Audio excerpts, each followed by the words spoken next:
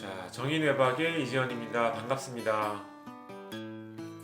자, 지난번에 성중독에 관련되어 있는 내용을 녹화를 하다 보니까 내용이 조금 너무 길어서 두 편으로 나눠서 올려드릴까 합니다. 그래서 이제 두 번째 시간에는 성중독의 조금 더 자세한 어떤 분류나 이런 것부터 시작해서 성중독에도 레벨이 있거든요. 이 레벨에 관련되어 있는 설명까지 진행을 하면서 말씀을 드려보도록 하겠습니다. 자, 그래서 아마 여러분들 중에도 스트레스에 대한 이제 관리나 이런 것들이 잘 어려우시면 이렇게 하이퍼섹슈얼리티를 보이는 상태가 되기 쉬우세요. 이게 이제 앞으로 이런 진단 기준도 마련이 되리라고 생각이 됩니다. 왜냐하면 지금 연구가 진행이 되고 있거든요. 그래서 하이퍼섹슈얼리티 디스오더 이런 식의 과다 성욕 뭐라고 이야기하는 게 좋을까요? 네. 그래서 이제 그런 문제가 있는 이런 과정을 거치게 된다라고 하는 거죠. 자, 이 박사가 이야기하는 성중독의 형태는 총 이렇게 10가지가 있습니다. 10가지나 돼요. 맨 위부터 시작해서 점점 내려가면 내려갈수록 그 성중독의 형태 이런 것들이 좀 세진다라고 보시면 돼요. 세지고 피해자도 많아지고 점점 범죄가 되고 이렇게 이제 되어 버리게 됩니다. 자, 그래서 보통 이 5번까지를 이렇게 나눠서 5번 밑에 6번부터 시작하면은 이제 약간 이제 병적인 걸로 넘어가게 되고요. 보통 이제 변태적인 행위라고 이야기하는 병적인 수준으로 넘어가게 되고 1번부터 5번까지는 옛날에는 우리나라에서도 이 정도는 어떤 위법적인 게 아니었어요. 그러나 어느새부터 4번, 5번이 그죠? 4번, 5번이 불법이 되어버렸죠. 성매매 금지법이 생기고 난 다음부터. 근데 이제 중요한 거는 이제 1번부터 어떻게든 좀 문제나 이런 것들이 사실 있는 겁니다. 성중독의 한 어떤 패턴과 주제이기 때문에. 자, 그러면은 한번 이런 중독의 레벨을 한번 보실게요. 중독의 레벨을 총 3단계 레벨로 보고 있는데요. 1단계 레벨은 저희가 잘 인지를 하지 못하고 있어요. 이게 과연 문제인가? 정상 아닌가? 그러나 이제 성중독의 약한 형태에 해당이 된다라고 얘기를 하고요. 성중독의 약한 형태. 그래서 이것도 피해가 생깁니다. 내가 피해가 된다든지 아니면 약하게 남에게 피해를 주게 된다든지 하는. 보통 이제 이 기준을 잘 모르시는 것 같아요. 이 두 번째부터는 뭔가 문제가 있는 게 확실합니다. 그래서 두 번째부터는 누구나 이거 이 정도면은 야 이거 문제가 있는 게 아니야? 이렇게 생각하는 수준이 돼요. 그래서 제가 오늘 강조해서 말씀드리고 싶은 거는 1번에 대해서 한번 잘 생각을 해보시고 기준이 마련이 되어야 된다고 생각을 해요. 자기 자신에 대한. 그래서 남이 당연하다라고 생각을 하는 예를 들면은 성매매 이런 게 당연하지 이렇게 생각을 하는 사람이 있다면 그 사람의 생각은 어떤 부분에 있어서 좀 문제가 있는지에 대한 나만의 어떤 기준이 있으면 훨씬 더 나 자신을 조절하고 컨트롤하기가 좋겠죠. 1번을 중심으로 좀 이제 말씀을 드리면 1번의 내용에는 이런 것들이 있어요. 마스터베이션, 자위행위죠. 이게 그냥 일반적인 자위행위보다는 훨씬 더 심한 형태의 자위행위를 이야기합니다. 그래서 굉장히 반복적으로 혹은 이제 자위행위가 나의 삶에 굉장히 중요한 많은 시간을 할애하는 이런 형태로 자리 잡고 있어요. 이렇게 되는 경우에 문제가 있죠.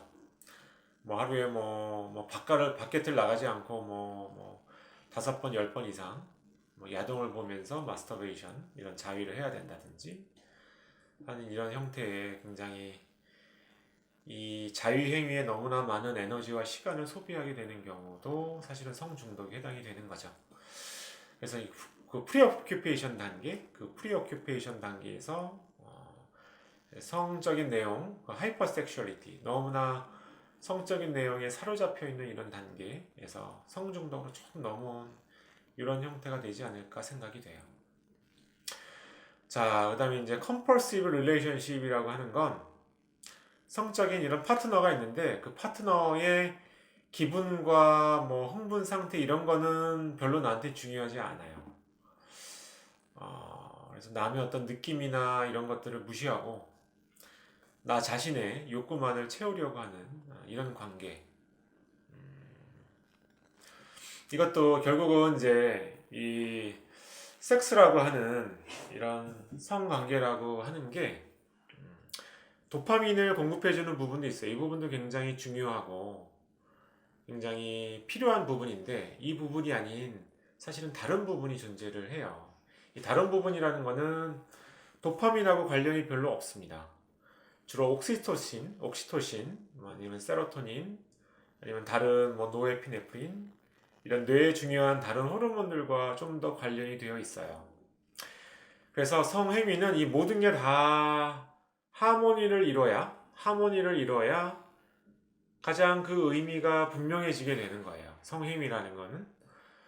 그래서 성행위를 통해서 옥시토신이나 이런 걸 통해서 남을 좀 배려하는 마음도 좀 더 생기고 남이 얼마나 지금 성적인 흥분이나 이런 게 나의 보조를 맞추고 있는지 이런 거에 대한 모든 배려가 안에 들어가야 이게 재미가 확 더 극대화가 되는 거거든요. 근데 이 성중독이라고 하는 형태는 이 옥시토신 이런 것들이 전혀 없어요. 그래서 상대방에 대한 배려가 전혀 없는 게 사실은 성중독의 성행위의 특징인 거죠. 도파민만을 위한 거예요. 도파민만을. 그래서 나는 흥분해서 뭔가 오르가즘을 느끼면 끝이에요. 남이 오르가즘을 느끼던 말던 이런 것과는 무관한 형태의 문제가 발생하는 게 성중독의 하나의 형태다. 이것도 이제 문제가 있는 거다라는 거를 이제 알아두셔야 되고요. 이 포르노그래피도 당연하죠. 이건 상대방이 사실 없잖아요. 야동을 그냥 보는 건데 그걸 통해서 내가 마스터베이션을 하고 그걸 통해서 내가 오르가즘만 취하면 되는 거잖아요. 그래서 이제 모든 성중독의 형태라고 하는 게 이렇게 성의 의미 중에 그 남을 배려하고 하는 이런 다른 여러 가지 호르몬과 하모니를 이루는 부분, 상대방에 대한 배려가 빠져버리게 된 반쪽짜리의 섹스가 사실은 성중독을 통해서 나타나는 섹스에 해당이 되는 거죠. 그래서 이제 포르노그래피티도 뭔가 문제가 되는 형태고, 프로스티튜션 이것도 이제 성매매 이것도 사실은 성중독의 첫 번째 단계라고 이야기를 하는 겁니다.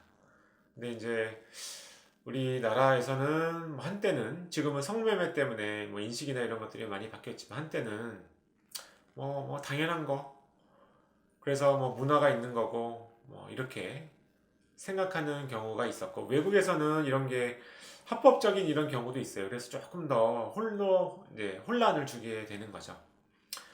또 이제 애너니머스 섹스는 남에 대해서 잘 알지 못하는 상태에서 성적인 이런 관계를 갖는 것 이제 이런 것들이죠.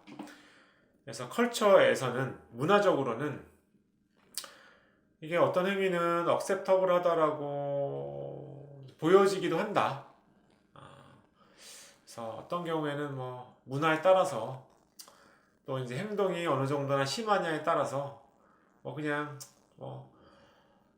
받아들여질 만하다. 이거 뭐 문제가 되지 않는다라고 생각되기는 한다. 그래서 내 마음속에 기준이 없으면 이런 것들에 대해 흔들리기가 굉장히 쉬운 거죠. 그러나 제가 이제 말씀드렸듯이 이 섹스라고 하는 거는 반드시 상대방에 대한 배려나 이런 게 포함이 되고 서로 뭔가 교감이 될 수 있는 이런 형태가 되어야지 이게 정상적인 거고 나만의 어떤 흥분을 위해서 사용을 한다? 이거는 원래 성이 갖고 있는 의미와는 좀 다른 의미가 되게 됩니다.